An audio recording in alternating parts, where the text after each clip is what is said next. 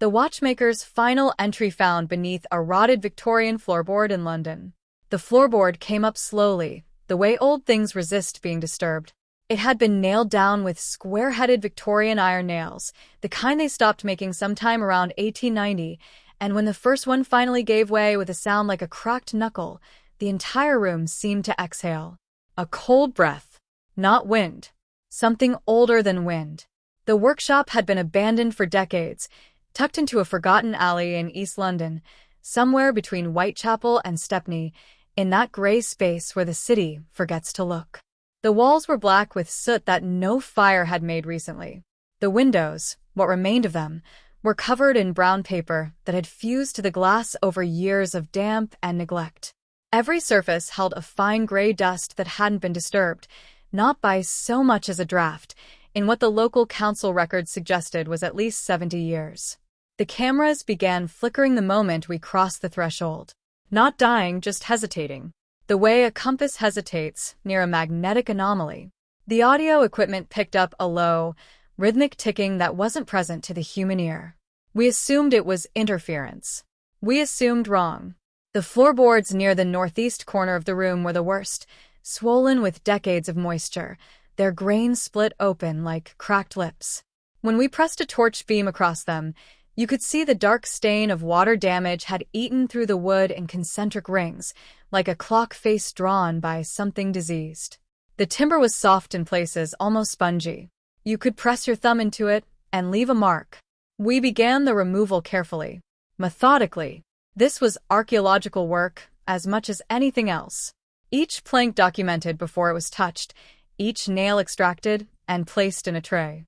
The smell that came up from beneath was extraordinary, not the expected rot, not mildew or decay in any recognizable form.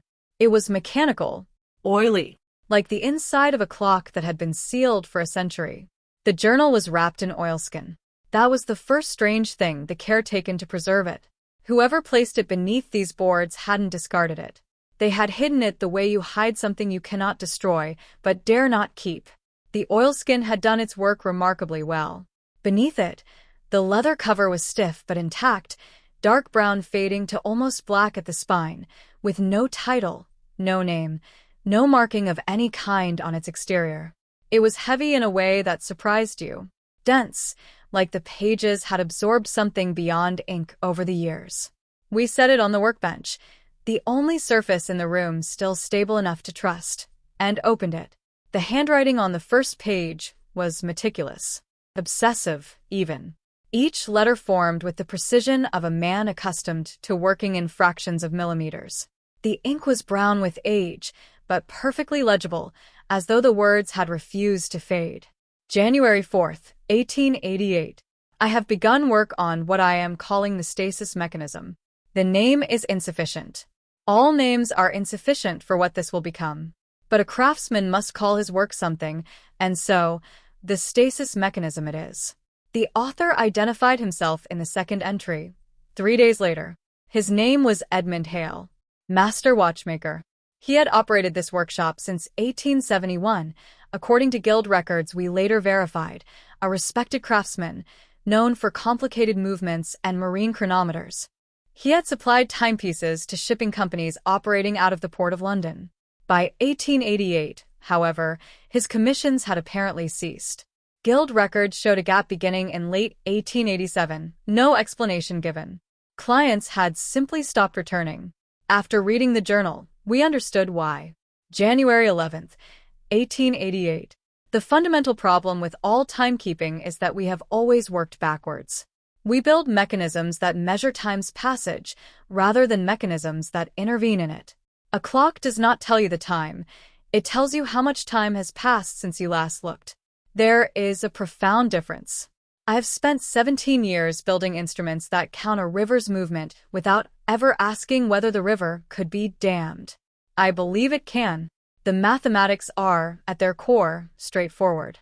Time as a physical phenomenon is not different in nature from sound or light. It moves. It propagates. It has frequency. And anything with frequency can be interrupted. The mechanism I am designing will not stop time in the philosophical sense. I am not interested in philosophy. I am interested in engineering. The mechanism will create a localized interference, a standing wave, if you will, that disrupts temporal propagation within a defined radius. Approximately 12 feet, based on my current calculations. Within that radius, time will not pass. It will simply wait. This was January 11th. The entries for the remainder of that month were primarily technical, dense with diagrams and calculations, gear ratios expressed in fractions that seemed to grow increasingly elaborate as the weeks progressed.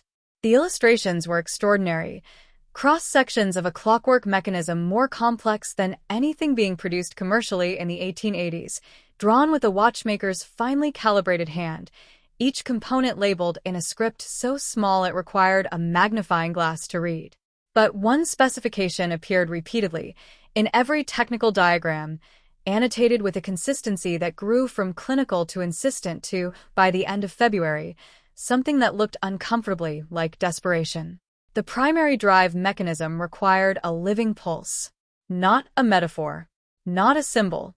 Edmund Hale, master watchmaker, had designed his stasis mechanism around the biological rhythm of a living human heartbeat. February 23, 1888. I understand how this will read if anyone finds these notes. I want to be clear that I arrived at this conclusion not through mysticism or madness, but through the most rigorous mechanical reasoning. The mechanism requires an irregular driver, something that doesn't repeat with mathematical perfection, because mathematical perfection creates a resonance that cancels itself out. A standard mainspring is too regular. The interference it generates simply washes against itself and dissipates. But the human heart does not beat in perfect intervals. It varies subtly, constantly, by fractions of a second, in response to breath, emotion, exertion. It is the only truly irregular precision mechanism I have identified. The only driver capable of sustaining the wave without cancellation. I have designed a small secondary apparatus, a sleeve, essentially, worn around the wrist, that connects the pulse directly to the primary movement via a series of extremely fine platinum wires and a fluid transmission system. The wearer feels nothing beyond a faint warmth. The gears, however, receive everything. I have tested this on myself. My own wrist connected to a preliminary prototype. For 6 minutes and 40 seconds, the clock on my workbench did not advance a single second. I have verified this against 3 independent reference chronometers. 6 minutes and 40 seconds. I wept when I disconnected the apparatus. I am not ashamed to say so. I wept because I understood in that moment that time had not passed for me, not in that room, not in any measurable sense, and I was still here, still entirely myself. No harm, no cost. Or so I believed then. The entry for March 1st was brief. I have noticed that outside the workshop, 6 minutes and 40 seconds did indeed pass while I sat here unmoved by them. My pocket watch, the one I keep in my coat, which I had left hung by the door, outside the mechanism's radius, had advanced correctly. The clock on the workbench had not. I had believed this meant that time had paused inside the room, while continuing outside it. I am no longer certain which room I was in. The handwriting changed in March. Not dramatically, not at first. Just a slight loosening of the letter forms, the way precise penmanship softens when the writer is tired or agitated. By mid-March, certain words were crossed out and rewritten. By April, the margins of the pages were filled with additional notations, sometimes at right angles to the main text, sometimes running off the edge of the paper entirely. March 14th, 1888.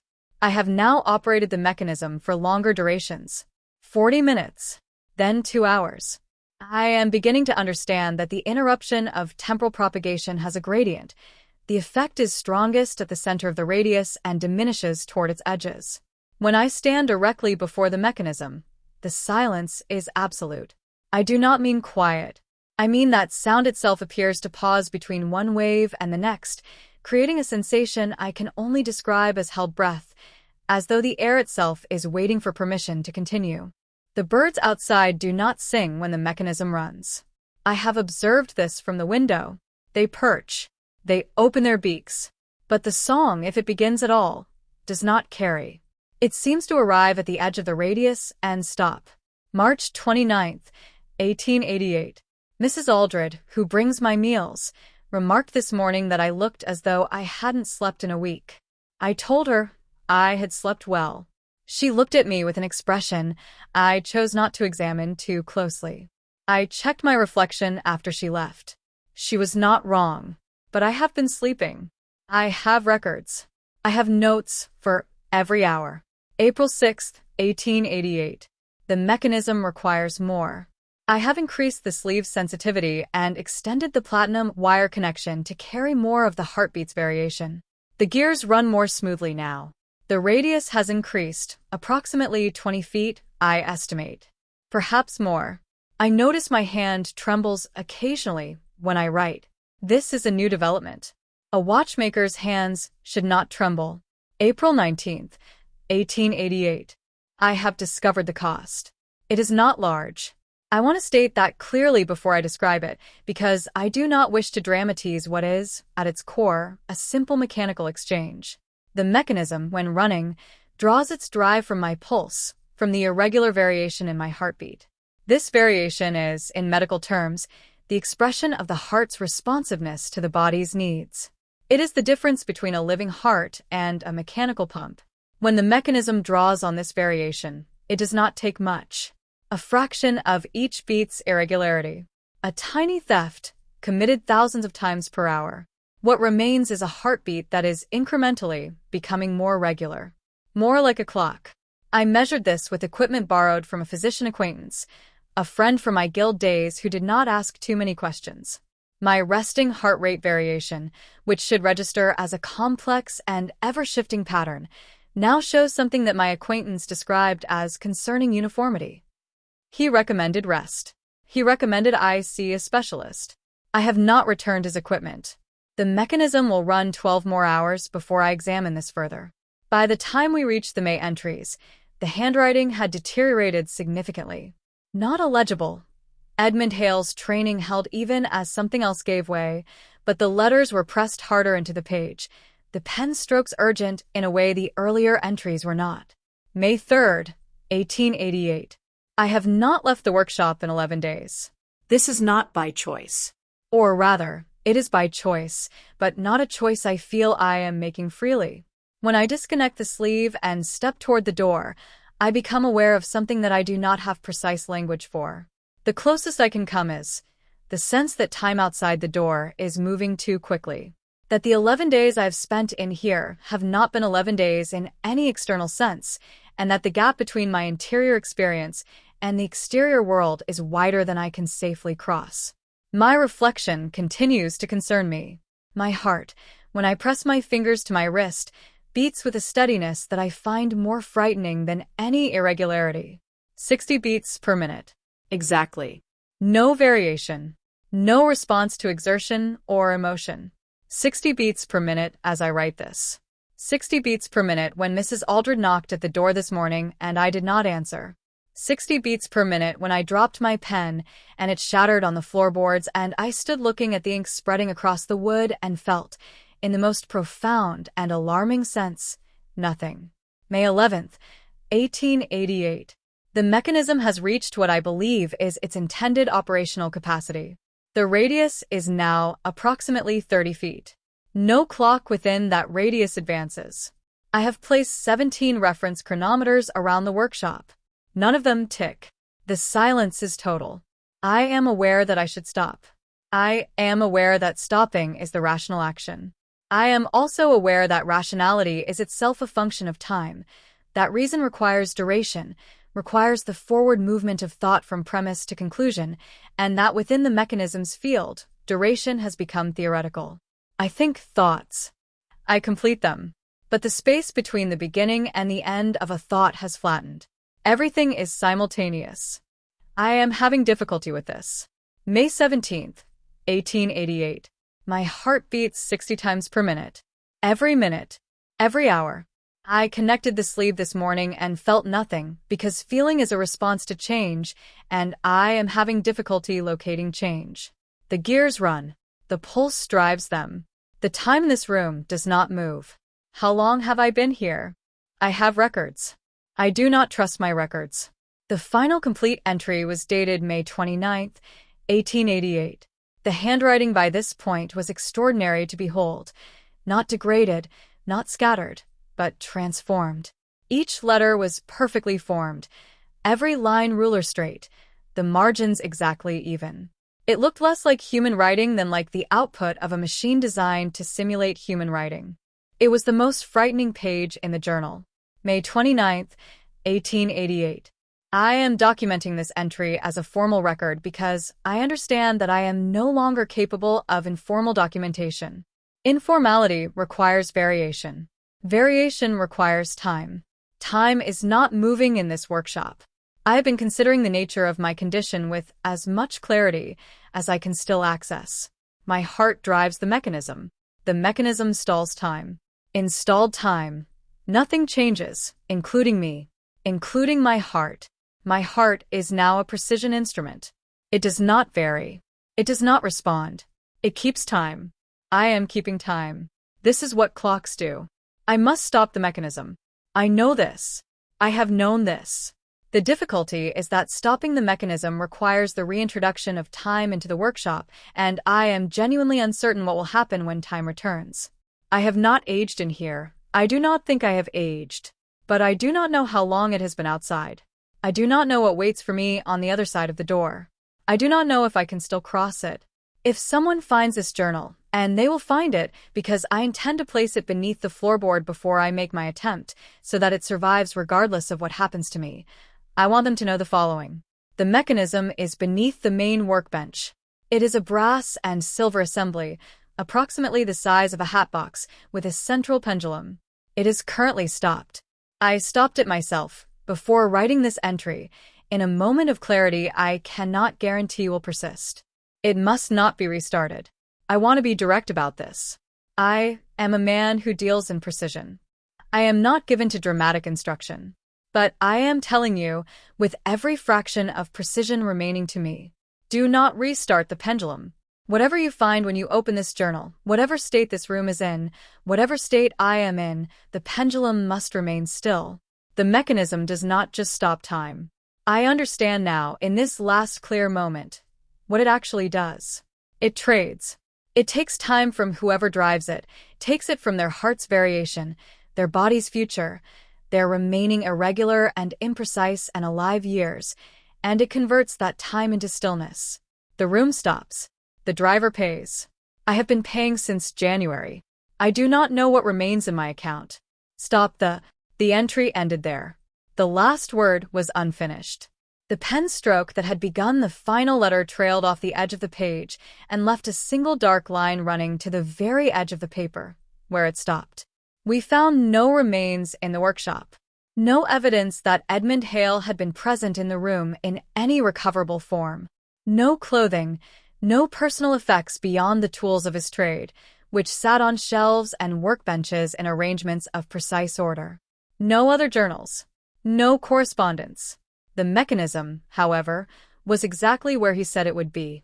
Beneath the main workbench, in a space that had clearly been designed to conceal it, sat a brass and silver assembly of extraordinary complexity, approximately the size and shape of a hatbox, with a central pendulum of polished steel hanging perfectly still.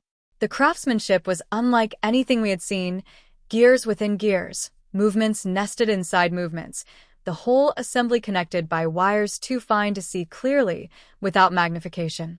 We did not touch it. We documented it. We photographed it from every angle. We noted that our cameras, when pointed directly at the mechanism, produced images in which the central pendulum appeared, in every single frame, to be mid-swing, in a different position than it occupied to our direct observation. We sealed the compartment. We replaced the floorboards. We left Edmund Hale's workshop exactly as we found it, minus one journal. The journal is in our possession. It has been examined by 3 independent historians who have confirmed the paper, ink, and materials as consistent with the 1880s.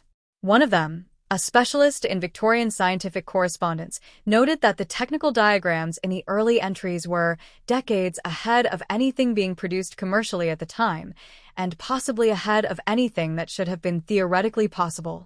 She also noted, without being prompted, that she felt uncomfortable holding the journal.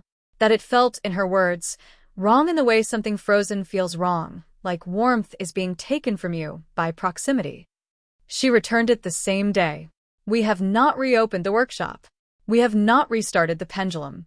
But here is what we think about on the nights when the question won't leave us alone. Edmund Hale stopped the mechanism himself. He said so in his final entry. He stopped it, hid the journal, and then, by his own account, was going to attempt to leave the workshop. The room was empty when we arrived. He made it out, or something in the mechanism's field, something that had once been Edmund Hale, something that beat with clockwork regularity and could no longer quite remember what variation felt like. Walked out of that door in 1888 and has been somewhere in London ever since. Still keeping time. Perfectly.